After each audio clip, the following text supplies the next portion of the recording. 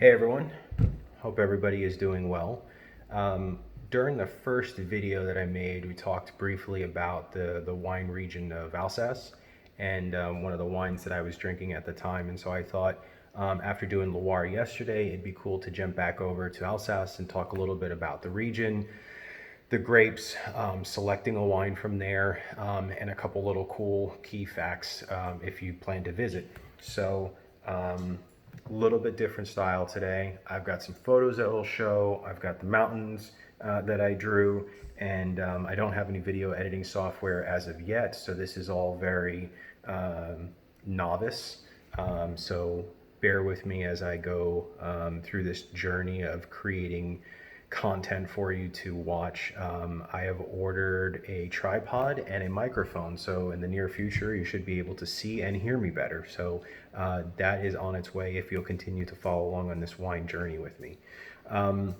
So really the region, right? There's a couple key areas within Alsace that is worth mentioning.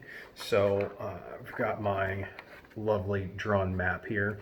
On the western side, you've got the Vosges Mountains, and then on the eastern side, you've got Germany with the Rhine River following just along the border of that.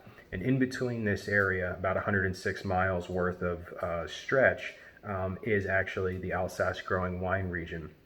And there's a couple key areas that I kind of highlighted out in front of there. Rickeweir is one of the great towns to visit.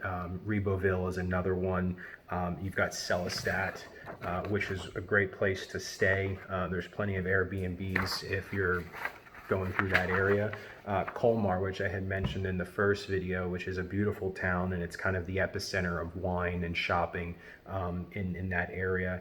And then you've got some really cool things to see, like the Koningsborg Castle. So that's actually over here, and when you go to that castle, you can see every piece of Alsace. The height of this castle is absolutely amazing. And then something that's very unique, just outside of the Koningsborg Castle, is actually a place called Monkey Mountain. And if you're there, not only for the wine, but for some sightseeing, you can pop over there and you can actually walk around, and there's live monkeys walking around. They give you a handful of popcorn and you can feed them. It's really cool. So I suggest you head over there and try that. So really that's kind of the basic outline of the area, and then we'll kind of get into some of the grapes themselves, and then talk a little bit about actually selecting the wine. One other thing that's worth noting for travelers, in Colmar and in Selestadt, actually it's in Selestadt, there are some beautiful farmers markets that are always popping up on the weekends and during season in both Germany and in Alsace, because they're so close together, and there's a lot of influence that comes between the two of those culturally. They do a white asparagus festival, which if you're into white asparagus is delicious. Also for the foodies, there's three-star Michelin restaurants that are all within about 30 miles of each other in the area. And when you're there, you have to try, it's called Coqueret. And it's cabbage and cured pork, and it's delicious. And I've got a picture of that, so I can show you what it looks like. So the region itself, as I mentioned, is actually 110 kilometers, not miles. The conversion is 68 miles. Yeah, thanks, Europe. The range of the area itself, in terms of width, is actually only about a half a mile up here, and then about 3 miles at its widest. So it's very easy to navigate. It's very easy to drive through the region. And then, as I mentioned, the Vosges Mountains provide some protection. And there's this really cool thing called rain shadow. So what you can see here is you've got the rain that's coming in from the mountains, pushing over a lot of that cooler climate. And then you've got the mountain range here. And then obviously down here is where the vines are, so you get this thing called rain shadow, where no rain actually happens, and a lot of that wind is protected by the mountains, which creates a very nice cover for the grapes that are down below. Not to say that it's not cool there. The winters can actually be pretty cold, but as spring starts to warm up, it allows for really good bud set on the vines. The summer is usually very warm and sunny, and then the fall can stay pretty much frost free all the way into October. Perfect time to visit there would be like late May. June's going to be super warm. July is perfect. The vines here in this area are pretty much planted on the eastern foothills to take advantage of the morning sun, so they immediately get that warmth as the sun comes up, and then as the sun starts to move to the other side, they get a nice cool evening breeze. The names on the grapes are usually appear on the label along with the appellation. So you can see here, Gewürztraminer is actually on the label, and this is another Gewürztraminer as well, with Trimbach on the label. So the grapes, right?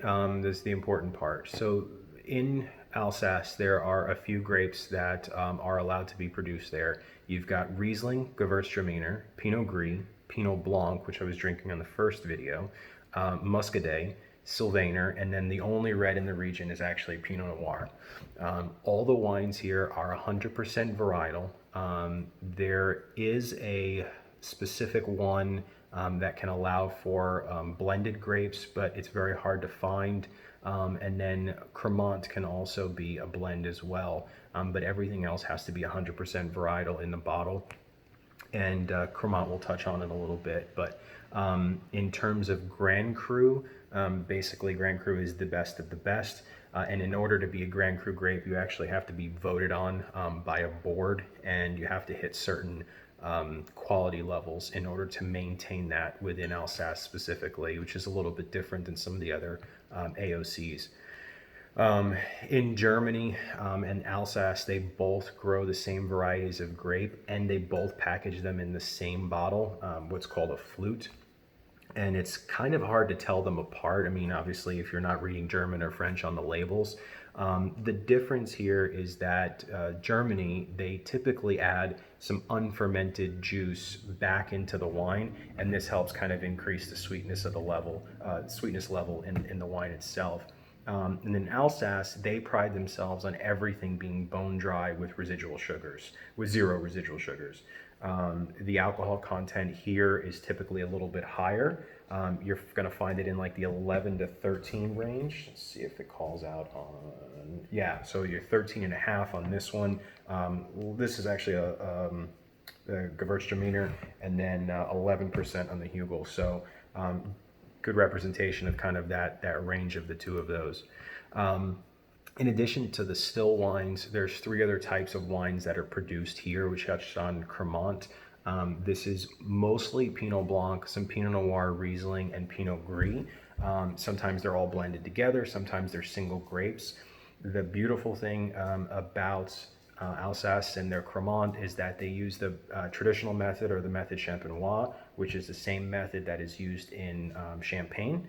So that process is completely identical here. So you're getting the traditional quality and production that you're going to get from Champagne, not the same grapes, obviously not the same terroir, but the Cremants from Alsace are a amazing value if you're looking for some sparkling wine. I highly suggest you go out and grab a bottle of those. They're not super cheap, so you're probably not going to find them under 20 bucks, but you're not going to find them very expensive either. They're more than likely not going to be over 40. So if you're looking for something fresh and bright, good acidity, a lot of nice cherry notes, if it's got a Pinot Noir in the blend, I would definitely suggest checking out a Cremant because it's fantastic. There's another one here, and I actually have one. This is the Vendanger. This is basically means late picked in French. These are left on the vine a little bit longer so that the sugars are concentrated, and there's a little bit higher level of sweetness that are here. And then the last one is the noble grapes, or the selection de grain Noble. These wines are pretty much going to have a little bit of botrytis in it, and basically that's what's called noble rot. And as the grape sits on the vine for longer and longer, this botrytis, or it's kind of like a fungus, starts to eat away at the sugars on the grape, and as it does that, the grape becomes sweeter and sweeter. And this is actually something that they want to promote in those particular region, and it allows for a very sweet and very expensive bottle of wine. So that's something to look forward to tasting. These are very well known in places like Sauternes. You get some late harvest out of there. More on the grape side, you've got Pinot Gris, which was the first one that I was tasting 2 days ago. That Pinot Gris is the same variety as Pinot Grigio. The style here is completely different. So when you say Pinot Grigio, you think cheap white wine from Italy, right? Well, a lot of Americans think cheap white wine from Italy. That's not the case at all. Pinot Grigio is stunning, especially where it comes from. But here, Pinot Gris is used for wines that are stylistically very different. You've got full-bodied, dry, medium, and sweet styles of Pinot Gris. You're going to get flavors that are a little bit spicy, that have notes of ginger, things like banana, melon, and sometimes in the late harvest items, you're going to get some honey and a little bit of toast that comes through. Gewürztraminer, which is what I've got here. These are super perfumed white wines. They can be dry. In the case of Alsace, everything is bone dry. You get a little off dry or medium in style. And then you've got things with higher alcohol levels, like this one here, the 13.5, is that one there. And you know, flavors that you'll get out of these are floral aromas, rose, orange blossom, tropical and stone fruits. You get some lychee and peach, especially out of this Trimbach. Most of these are going to be consumed while they're very young, but some of them will start to develop notes of gaminess, a little bit of honey, some nut aromas like almond as they start to age. And typically for Alsatian wines, you want to consume those as quick as you can grab them. These two in particular, I'm actually intentionally aging because I want to see how these will start to develop. And then Gewürz, or in German, actually means spice. Now, it's not spice like hot, but spice like ginger. So it's just something worth noting as to where that actually came from. And then the last one that we've got, last two that we've got, three actually, is Pinot Blanc, Muscat, and Riesling, right? So the Pinot Blanc is pretty much well-rounded. It's very soft. You get a lot of fruit flavors there. You get melon and pineapple. There's ripe pear. What's great about Pinot Blanc is that it's super affordable. You can find this just about anywhere, and people call this, in France, they call this the sandwich wine because it's perfect for lunch. It's super affordable. Like I said, you can find it anywhere, and it goes with just about anything that you're sitting down to eat. It's just on that level. You've got the Muscadet, the Muscat. This is very dry, and it's different than some of the sweet Muscats from the south of France. It's very aromatic, and it pairs really well with dry, crumbly cheese. And then you've got the kind of shining star, if you will, of Alsace, which is Riesling. The long, dry autumns that happens in Alsace is really, really great for this grape, very similar to the growing conditions in the same areas in Germany. Riesling produces a lot of citrus and stone fruit, and the favorite here is a full-bodied late harvest that has a little bit of hint of sweetness. But again, these are intentionally vinified bone dry. The sweetness comes from the residual sugar that's left in the grape. The characteristics of Riesling can vary greatly by soil type. The best wines here that we talked about can benefit from aging, which is what I'm doing with these. Even though these are Gewürz, Rieslings can do the same thing, and you could put on these for decades.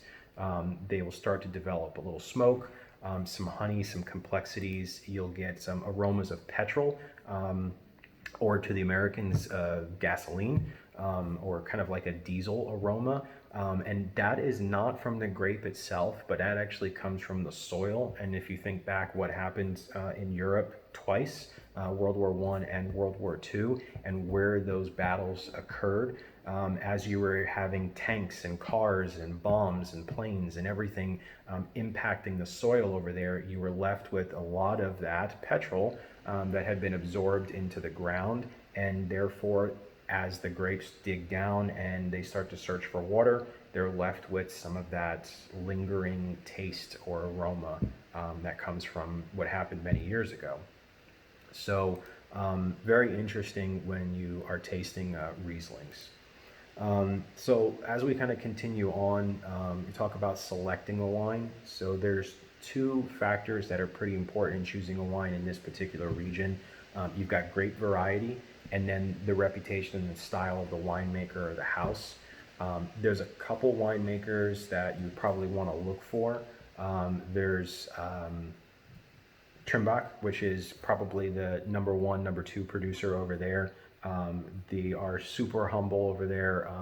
They've got an awesome tasting room. It's at the end of a windy curved road, and they own like the whole block of it. It just looks like an old house with wooden doors, and you walk inside the tasting room and you just see vintages and vintages along the walls, and the folks in there that do the tasting are absolutely amazing.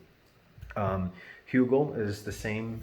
These guys, it's in the town of Ribeauville, and these people are absolutely amazing. When we were in there, we were trying to find places to eat, we were trying to find places to shop, hang out, and not only were they super knowledgeable about their wines, but they absolutely knew that region inside and out, and it was just a plethora of information. So I would definitely check those two out.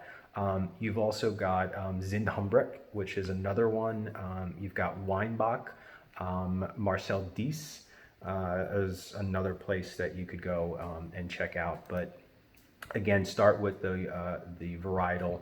Look for that Riesling, look for that Gewürztraminer, Pinot Blanc, Pinot Gris. So the last little piece of information that I'll kind of leave you with is that we're talking about the suppliers and vintners. The landholders in this particular region, they don't grow enough grapes to really economically and cost effectively produce and market their own wine. So what happens is they'll sell to a bigger supplier like Hugel. They'll produce under their own name, this label here, and they'll give that livelihood back to the farmer or the grower, and the cycle continues. A very small percentage of the wines here are actually labeled with a specific vineyard name, especially in the Grand Cru area is usually where you see it, but there's no vineyards that are actually called out on this, because again, they're selecting from some of those multiple growers in the region. So if you're looking to try a wine from the first time from this region, my suggestion is you start with a Riesling. They're lightweight, they're really great fruit taste, they're super versatile with food due to the high acidity levels. Really start your meal with this. It'll ramp up your palate and you'll be good to go to take you through whatever it is that you're tasting on your main course. So that would be my suggestion. And then one thing that I did want to do, and bear with me as the camera starts to move, but I wanted to show you one of the areas inside of Alsace and how absolutely beautiful this area is. So this is actually in Rickeweir, and it's just a picturesque area that's something out of a Disney classic movie. It's absolutely stunning. The people there are super nice.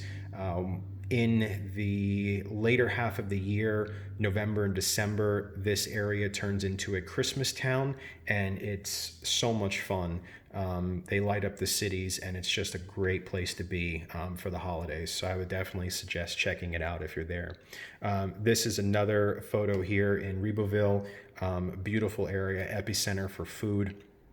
This is one of the monkeys from the Monkey Mountain.